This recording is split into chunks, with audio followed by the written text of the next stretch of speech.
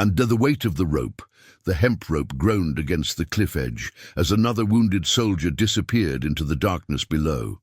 Desmond Doss knelt at the precipice of Hacksaw Ridge, his burned palms wrapped around the line that had become his lifeline to 41 men already lowered to safety. The rain-slick slopes of Okinawa stretched behind him into a plateau of shell craters and silence, but he could still hear them, faint voices calling from the darkness. Wounded Americans scattered across ground the 77th Infantry Division had fought 3 days to take. Lieutenant Morrison crouched beside him, water dripping from his helmet rim. His voice carried the exhaustion of a man who had watched half his platoon disappear in the space of an hour. "Doss, battalion's ordered a full withdrawal. We've done all we can up here." Desmond tested the rope with both hands, feeling the frayed strands that spoke of too much weight, too many desperate descents. Somewhere in the crater field behind them, Private Chen was still breathing. He'd heard the boy's voice not 10 minutes ago, calling weakly for his mother. The Japanese positions had gone quiet since the last mortar barrage, but that could mean anything. Reinforcements moving up, snipers settling into new positions, or simply exhausted men waiting in their caves for the Americans to finally leave. "Sir, they're still wounded up there." Morrison's laugh held no humor. The lieutenant had been fresh from officer candidate school when they'd climbed this ridge at dawn 3 days ago. Now his uniform hung in tatters, and his eyes carried the hollow look of someone who'd learned the difference between maps and mud. "How many, Doss? How many more can you carry down on that rope before it snaps, before you're too dead to help anyone?" Desmond looked out over the plateau where the 77th Infantry Division's advance had stalled against positions that seemed carved from the ridge itself. In daylight, the Japanese bunkers were nearly invisible, just shadows in the coral and rock. But at night, when wounded men called out, those positions came alive with muzzle flashes and the whispered sound of infiltrators moving through the shell holes. The rope jerked in his hands as the medical team below signaled that Sergeant Martinez had reached the bottom safely. 42 men. That number should have felt like victory, but Doss could still hear Chen's voice echoing from somewhere near the far edge of the ridge, where American bodies lay twisted among the Japanese dead. "Just one more, sir." Morrison stared at him through the rain, and Doss saw something break behind the young officer's eyes, some final reserve of authority that had been holding him together since the counterattack began. "That's what you said about Martinez, and Williams before him, and that kid from 2nd Squad whose name I can't even remember anymore." The lieutenant stood, mud cascading from his knees. Below them, the aid station glowed dimly under tarps stretched between broken trees. Medics moved like ghosts between stretchers, their voices reduced to whispers in the space between mortar rounds. The sight should have been comforting.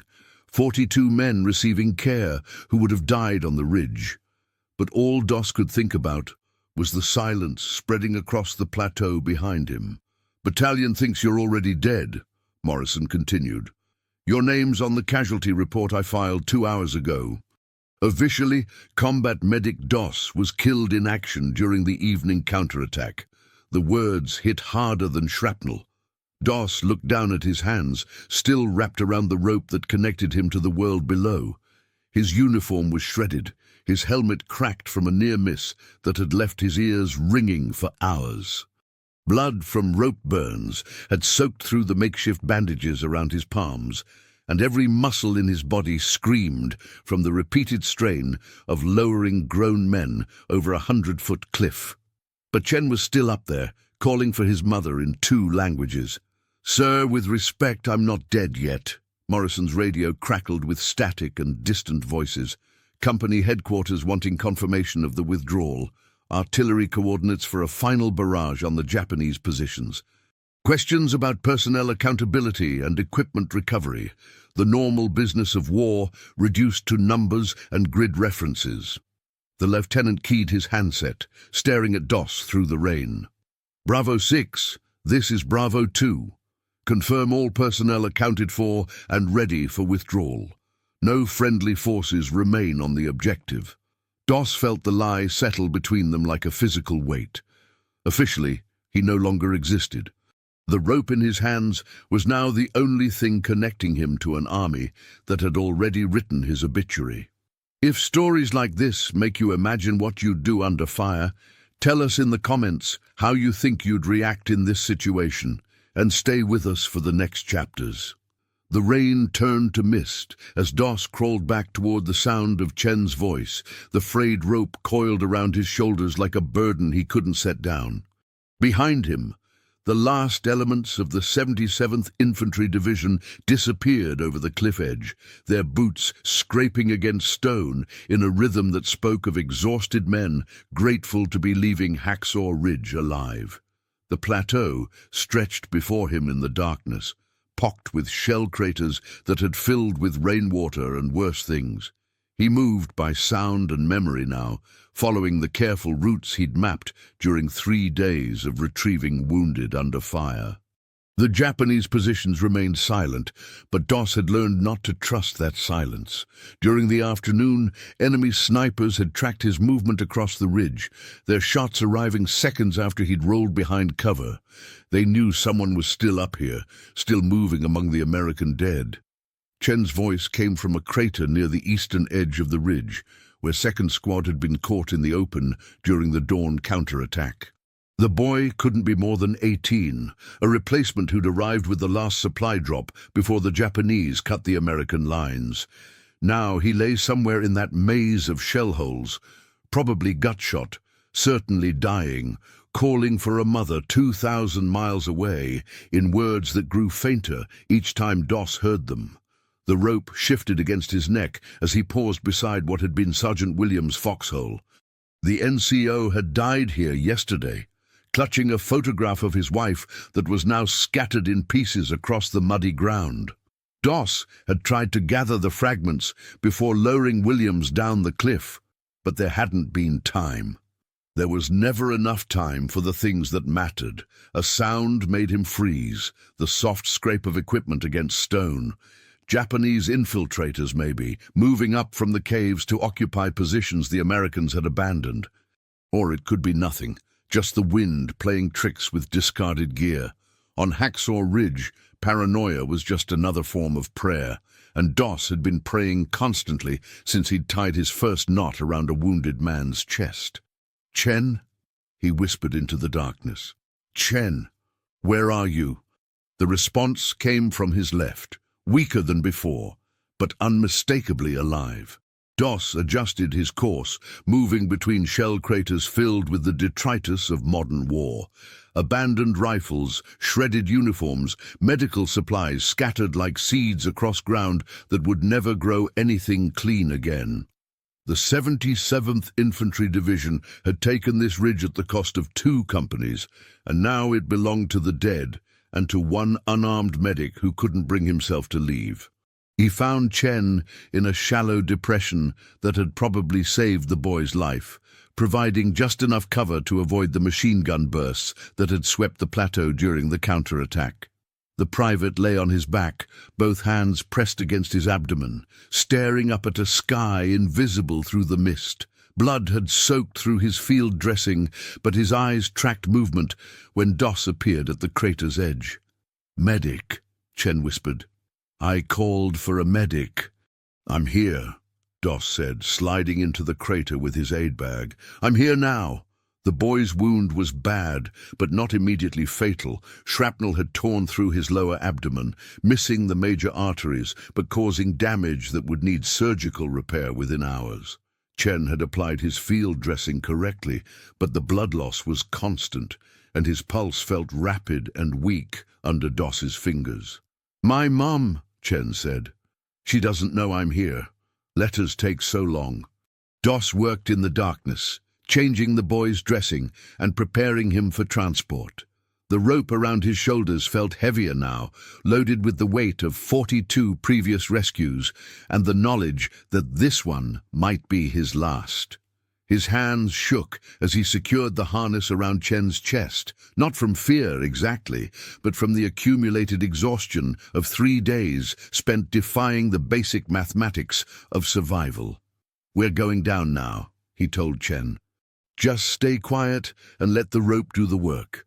But as they prepared to move toward the cliff edge, voices drifted across the plateau, Japanese voices speaking in low tones as they moved through the American positions. The enemy was reclaiming Hacksaw Ridge, and Doss was about to find himself trapped between their advance and a 100-foot drop into darkness. Chen's eyes widened as he heard the voices. His hand found Doss's wrist and squeezed with surprising strength. "They'll kill us both!" Doss adjusted the rope around the boy's chest, testing each knot with practiced fingers. Below them, the aid station had gone dark, following blackout procedures as the Japanese moved back onto the ridge. Above them, the enemy positions were waking up, preparing for whatever came next. "No," Doss said quietly. "They won't." The Japanese voices grew closer as Doss dragged Chen toward the cliff edge, the rope harness cutting into his own shoulders with each desperate yard they covered. The 77th Infantry Division's abandoned positions lay scattered around them, foxholes and weapon pits that had cost blood to dig, and were now being quietly reoccupied by an enemy that moved like shadows through the Okinawa mist. Somewhere behind them, equipment rattled as Japanese soldiers retrieved American weapons and prepared defensive positions for the inevitable counterattack. Chen had stopped talking, saving his strength for the descent that would either carry him to safety or kill them both if the rope finally gave way. Doss could feel the boy's pulse through the harness straps, rapid and thready, the rhythm of a body fighting shock and blood loss. They had minutes, maybe less, before Chen's condition deteriorated beyond field treatment. At the cliff edge, Doss secured his end of the rope around the same twisted tree stump that had anchored 42 previous rescues. The bark was worn smooth from friction, and the wood groaned ominously as he tested the anchor point. Below them, the aid station remained dark and silent, but he could see the faint outline of stretchers arranged between the trees. Medics waiting in the darkness for one last casualty to arrive from the ridge they'd written off as lost. A flare burst overhead, casting harsh shadows across the plateau and freezing Doss in a tableau of desperate motion. For 5 seconds, every detail of Hacksaw Ridge stood revealed. The shell craters, the scattered equipment, the bodies that would remain on the ridge until the war ended or the island fell. And moving through it all, the silhouettes of Japanese soldiers reclaiming ground they'd held for months before the American assault began. Chen's breathing hitched as the light faded, and Doss felt the boy's weight shift in the harness. Unconsciousness would make the descent easier in some ways, no need to worry about Chen panicking or struggling, but it also meant they were running out of time for medical intervention. "Hold on," he whispered, not sure if Chen could still hear him. "Just hold on a little longer." The rope scraped against stone as Doss began lowering Chen into the darkness, playing out line with hands that had gone numb from cold and exhaustion. 43 times now he'd performed this ritual, and each descent had taken something from him that he couldn't quite name. Not courage exactly, and not faith, but some essential reserve of strength that he'd been drawing on since the first wounded man had called his name. Voices drifted up from the aid station below, urgent whispers as the medical team prepared to receive Chen. They'd been waiting in the darkness for over an hour now, following Morrison's orders to stay ready, despite the official withdrawal. Nobody talked about what would happen to Doss once Chen reached safety. The rope could only carry weight in one direction, and climbing back up would expose him silhouetted against the cliff face. The line went slack in his hands. Chen had reached the bottom.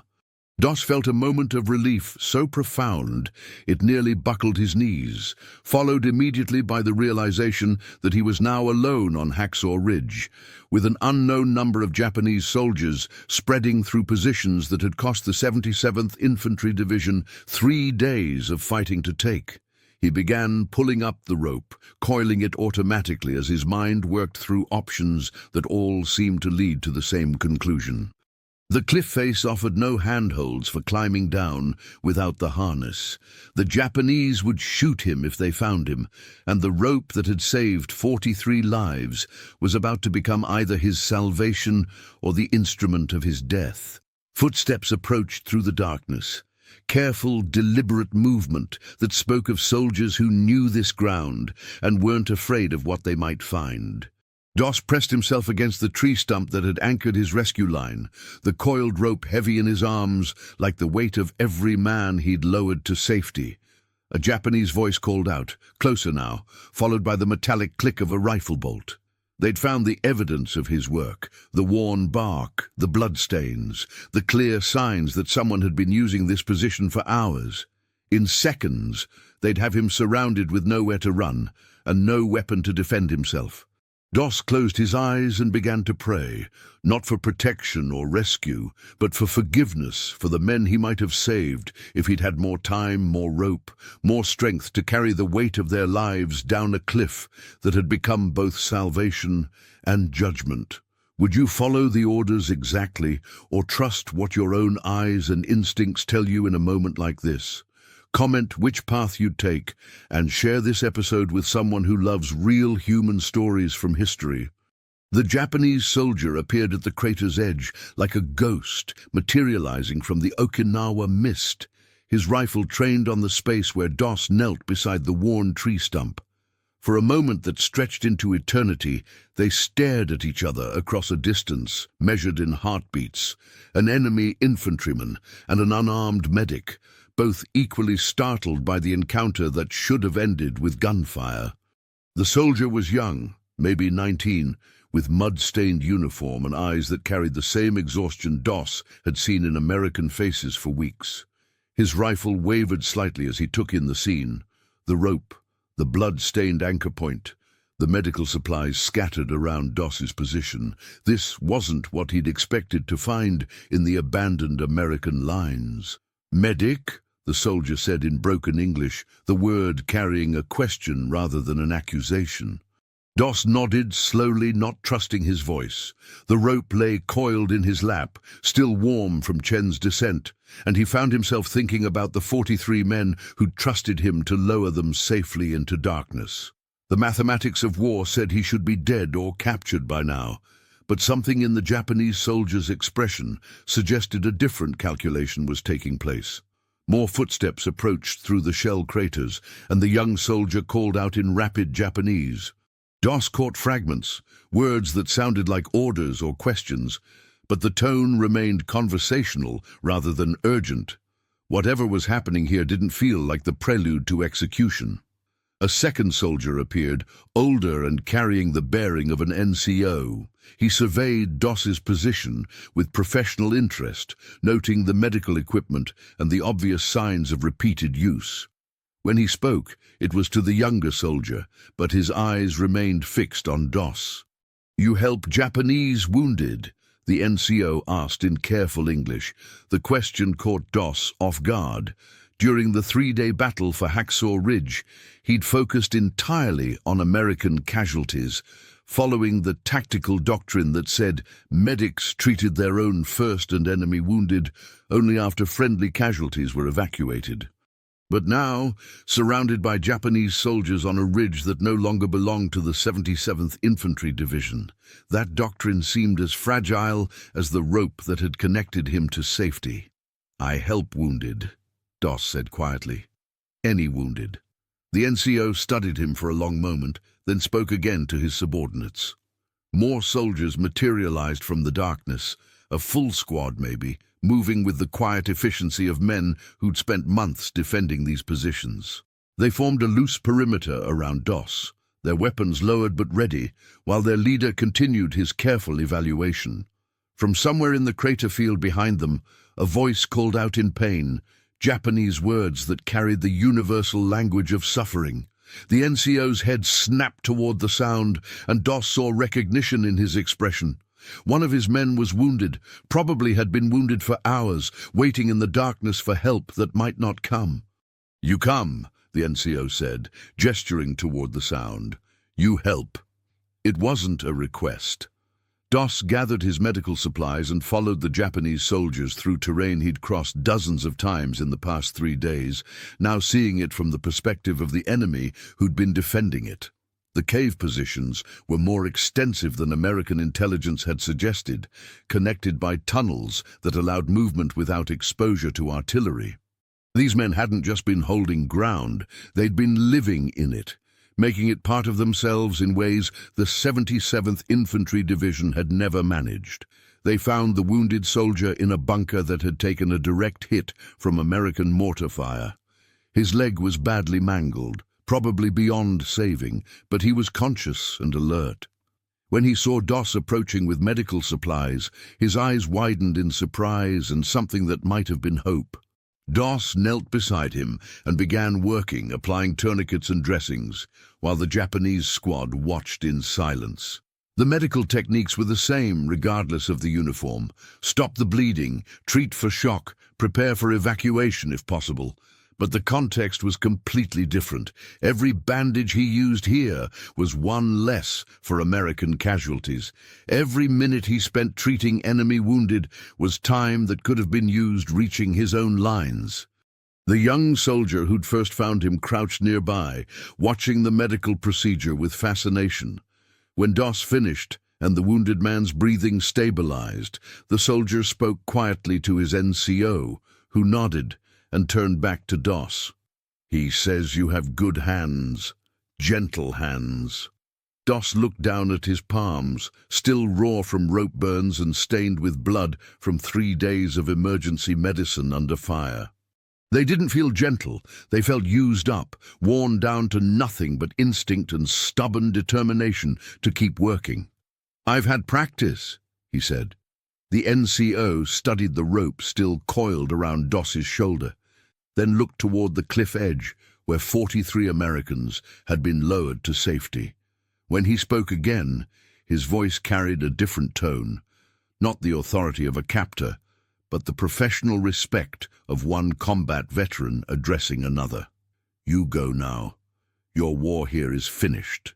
The secret Desmond Doss would never include in any after-action report, any citation or medal ceremony, was how close he'd come to breaking on that final night. As the Japanese NCO escorted him back toward the cliff edge, Doss felt something fundamental give way inside his chest. Not courage collapsing exactly, but the careful scaffolding of faith that had held him upright through 3 days of impossible rescues. He'd seen the enemy's wounded soldier looking up at him with the same desperate hope he'd witnessed in 43 American faces. And for a moment, the war had stopped making sense in any terms he could reconcile with his beliefs. The rope around his shoulder felt heavier than all the men he'd lowered combined, weighted with questions about mercy and choice that his faith had never prepared him to answer. "Your rope," the NCO said as they reached the worn tree stump. "Very strong." Doss touched the frayed hemp that had held so much weight it should have snapped hours ago. The mathematical impossibility of what he'd accomplished was starting to register. 43 men lowered on a line, rated for perhaps 20 descents under optimal conditions. Every loop through the anchor point should have been the last, every strand stressed beyond safe working limits. It held, he said, not sure if he was answering the NCO or trying to convince himself. Below them, the aid station flickered with subdued activity as medics worked on Chen and the other casualties. Voices drifted up through the darkness, American voices speaking the technical language of triage and treatment. Home was 100 feet down a cliff face, but it might as well have been on another planet for all the connection Doss felt to the world he'd left behind 3 days ago. The Japanese soldier who'd first discovered him appeared from the darkness, carrying something in his hands. As he approached, Doss saw it was a piece of rope, newer than his own, military issue, but of different manufacture. Japanese climbing line, probably salvaged from their own defensive preparations. "For you," the young soldier said, offering the rope with a formal bow. The gesture should have been simple, one combat veteran helping another find his way home. But Doss felt it as a weight that threatened to crush what remained of his understanding of the war. The enemy was showing him kindness, while his own army had officially written him off as dead. The Japanese rope was stronger than his frayed American line, and accepting it would mean acknowledging truths about conflict and humanity that seemed too large for one man to carry. He took the rope with hands that trembled from exhaustion and something deeper. As he secured it around the tree stump, testing knots he'd tied so many times they felt like prayer, the NCO spoke again. 43 men, yes? We counted. The number hit Doss like shrapnel. They'd been watching his rescues, tallying each descent while their own wounded bled in hidden positions throughout the ridge. The American assault had failed. The 77th Infantry Division had withdrawn, but the enemy had witnessed every impossible trip down that cliff face and given it the respect of careful accounting. 43, Doss confirmed, threading the Japanese rope through his harness with movements that felt automatic despite their significance. 44, the NCO corrected gently. You are 44. The words followed Doss over the cliff edge as he rappelled into darkness, the enemy rope holding his weight as securely as his own line had held the wounded. Below him, American medics called out coordinates and rushed forward with stretchers, but their voices sounded distant and hollow, as if he was hearing them from underwater. When his boots touched solid ground, hands reached for him immediately. Morrison, the aid station doctor, fellow soldiers who'd assumed they'd never see him alive again. Their faces showed relief and amazement, but also a kind of uncertainty, as if they weren't entirely sure what had come down from the ridge. Jesus, Doss, Morrison said, his voice cracking. We thought... The rope went quiet for so long. Doss looked up at Hacksaw Ridge, now invisible in the darkness, but still present like a weight behind his eyes. Somewhere up there, Japanese soldiers were tending their own wounded with the same desperate competence he'd learned over 3 days of war. The young soldier who'd given him rope was probably wondering if kindness to enemies was a luxury he could afford to repeat. 44, he said quietly, testing how the number felt in his mouth. Morrison stared at him. 44 what? But Doss was already walking toward the aid station, where Chen lay conscious on a stretcher, and 39 other men bore witness to rescues they'd never fully understand. The Japanese rope remained coiled in his hands, carrying questions about mercy and mathematics that would follow him home to Alabama and into dreams that smelled of wet hemp and battlefield prayers. In the official reports that would follow, the number would be recorded as 75, a figure that grew in retelling until it sounded like legend rather than memory. But Doss would always know the true count.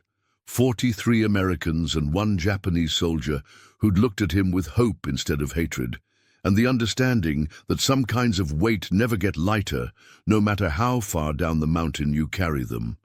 20 years later, Desmond Doss sat in his workshop in Alabama, coiling rope with the same methodical precision he'd learned on Okinawa.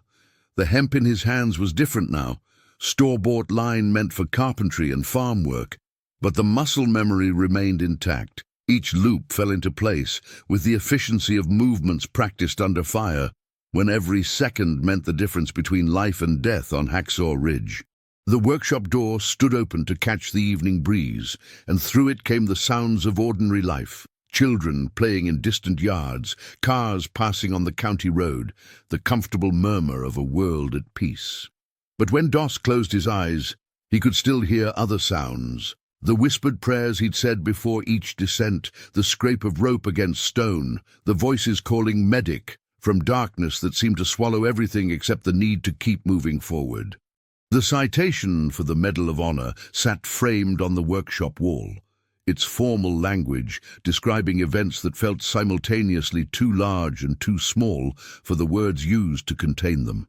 Conspicuous gallantry and intrepidity, it read, in saving the lives of 75 men. The number had grown in official tellings, rounded up from the 43 Americans he actually remembered lowering down that cliff.